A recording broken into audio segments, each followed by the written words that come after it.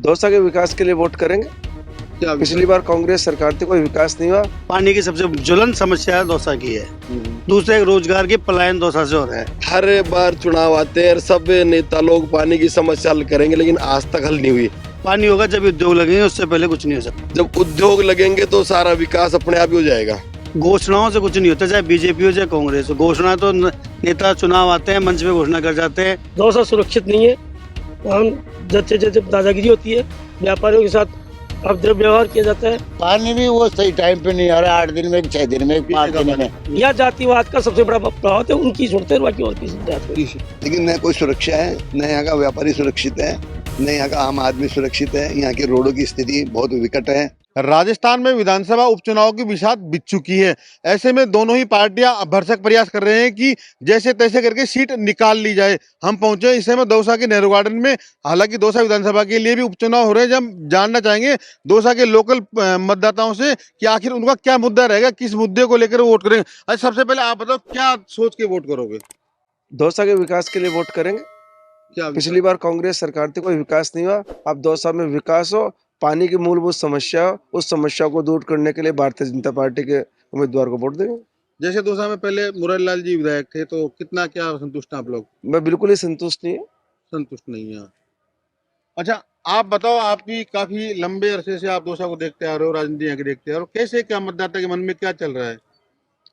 देखो, मतदाताओं के मन में तो क्या है, विकास भी होना चाहिए।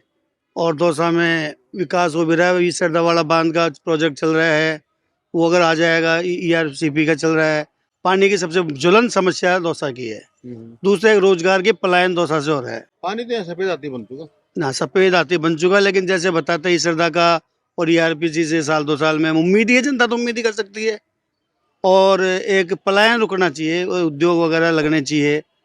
पानी होगा जब उद्योग लगेंगे, उससे पहले कुछ नहीं हो सकता। उद्योग के लिए तो अभी बांदी कोई घोषणा कर चुकी है बीजेपी। घोषणाओं से कुछ नहीं होता, चाहे बीजेपी हो चाहे कांग्रेस हो। घोषणा तो नेता चुनाव आते हैं, मंच पे घोषणा कर जाते हैं और चले जाते हैं। धरातल पे जो आएगा वही सबसे बड़ी बात है। तो इनका कहना है कि घोषणाओं से कुछ नहीं होता, धरातल पर भी कुछ आना चाहिए। नेता है, चुनाव के टाइम आते हैं, वादे करते हैं। अच्छा, आप बताएं क्या सोच के वोट करोगे? दौसा को क्या चाहिए? पानी की मेन समस्या है दौसा में। सबसे कई सालों से हम देखते आ रहे हैं कि हर बार चुनाव आते हैं और सब नेता लोग पानी की समस्या हल करेंगे, लेकिन आज तक हल नहीं हुई। सबसे बड़ा मुद्दा दौसा का पानी की है। जब तक वो सही नहीं होगा, दौसा का कोई हल नहीं हो सकता और विकास नहीं हो सकता। ERCP की बात चल रही है, ERCP आ रही है जल्दी 4-5 हाँ, लेकिन आ रही है, उसको सुनते सुनते 5-7 साल 10 साल तो हो गए, लेकिन अभी तक ऐसा कोई नहीं आ जाएगी वो। पानी के अलावा विशेष कोई मुद्दा यहाँ? विशेष दौसा के मुद्दे में तो मीन्स जब उद्योग लगेंगे तो सारा विकास अपने आप ही हो जाएगा। तो लोगों को रोजगार मिलेगा। पहले पानी बाद में उद्योग। बिल्कुल सही तो बात। बेरोजगारी भी एक समस्या है। बिल्कुल तो इन्होंने बेरोजगारी और पानी दोनों की समस्या। आप बताओ, आप व्यापारी हो, किस तरह देखते हो? दौसा में पहले तो पानी की समस्या है, इसको 10 साल हो गए। दूसरा, दौसा सुरक्षित नहीं है। हम जब दादागिरी होती है, व्यापारियों के साथ अभद्र व्यवहार किया जाता है और कोई आगे तक कोई सुनाई नहीं होती है। फिर क्या है कि यहाँ की जो बेरोजगारी इतनी होगी, जयपुर पास में होने के हर आदमी जयपुर भग रहा है।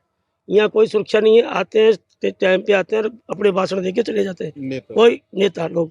और आज तक कोई भी ऐसा कार्य नहीं हुआ जो आदमी सुरक्षित बोल सके, अपनी बात रख सके। यहाँ एक ही छत्र छाया रहती है और बाकी और किसी की छत्र छाया नहीं रहती। ये सबसे बड़ा मोटा कारण है। आदमी बिल्कुल कहीं भी सुरक्षित नहीं है। जैसे अभी 3 लाख रुपए गए, कोई सुरक्षित नहीं है, कोई सुनाई नहीं करेगा। क्योंकि जनरल की गई है, वो नहीं सुनेगा।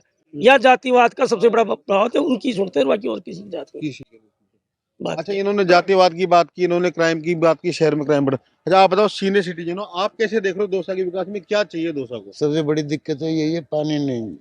दौसा पानी के तो लिए सब गिरा रहे हैं, इसके अलावा दूसरी कोई समस्या? अब पानी भी वो सही टाइम पे नहीं आ रहा, 8 दिन में 6 दिन में 5 दिन में। हाँ, कब आएगा, कब 5 दिन में आएगा, 6 दिन में आएगा, 8 दिन में आएगा, ये कोई निश्चित ही नहीं। न कोई सुनने वाला है। कोई इसका मान लो कोई भी शिकायत करे ना, तो कोई जवाब नहीं मिलता है। कोई जवाब नहीं। पानी जगह जगह से लीकेज है, उसको ठीक नहीं कर सकते। भ्रष्टाचार फैला हुआ है। भ्रष्टाचार फैला हुआ है। कोई भी काम बिगर मतलब होता ही नहीं है। होता है। हाँ। अच्छा, आप बताओ, आप भी व्यापारी वर्ग से आते हो, क्या चाहते हो दौसा? यहाँ सबसे बड़ी प्रॉब्लम पानी तो खैर है ही, लेकिन न कोई सुरक्षा है, न यहाँ का व्यापारी सुरक्षित है, न यहाँ का आम आदमी सुरक्षित है, यहाँ की रोडों की स्थिति बहुत विकट है। और आप एक मान लो, ये पानी जो मुख्य समस्या थी, एक शंकर लाल जी ने जरूर थोड़ा सा प्रयास किया था और उनकी मेहनत से मान लो या यहाँ ये बिसलपुर पानी आया। अगर आज बिसलपुर पानी नहीं होता तो 8 दिन में पानी की सप्लाई होती, उसकी जगह होती 20 दिन में सप्लाई। जी, ये शंकर लाल जी की मेहरबानी मानो, कैसे भी प्रयास करके बिसलपुर का कुछ तो पानी लेके आए। कुछ राहत मिली है। हाँ, कुछ तो राहत मिली उससे, लेकिन अगर वो पानी नहीं आता तो दौसा में शायद पीने को पानी भी नहीं मिलता। पीने के लिए पानी भी कितने पैसे से खरीदना पड़ता है, क्या होता। रोडों की स्थिति है, सुरक्षा की स्थिति है। रात को ये व्यापारी का 3 लाख का बैग चला गया। सारे यहाँ के नीति निर्धारण राजनीति होती है वो सब जाति के आधार पर होने लगे। जाति के आधार पर नहीं। यहाँ जातिवाद के अलावा कुछ भी नहीं है।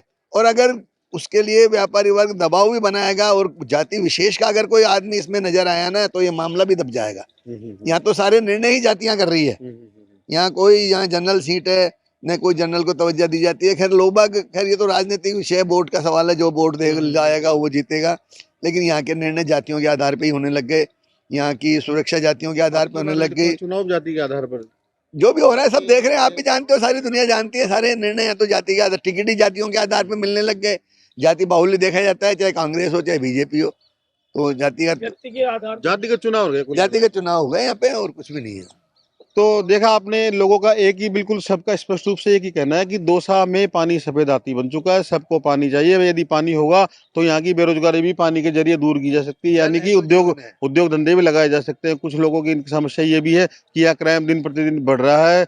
जनरल सीट होने के बावजूद एसटी और एसटी को टिकट दिया गया है। ऐसे में मतदाता पसोपेश में है कि करे तो आखिर करे क्या, किसके साथ जाए, भाजपा के साथ जाए या कांग्रेस के साथ जाए। बीते दिनों कुछ चोरी की घटनाओं को भी इन लोगों ने जिक्र किया। अब देखने वाली बात यह होगी कि क्या राजस्थान में इस चुनाव के बाद में किस तरह का कोई बदलाव आएगा या दौसा इसी दूरी पर चलता रहेगा। H N Pandey, Punjab Kesari TV, Dausa.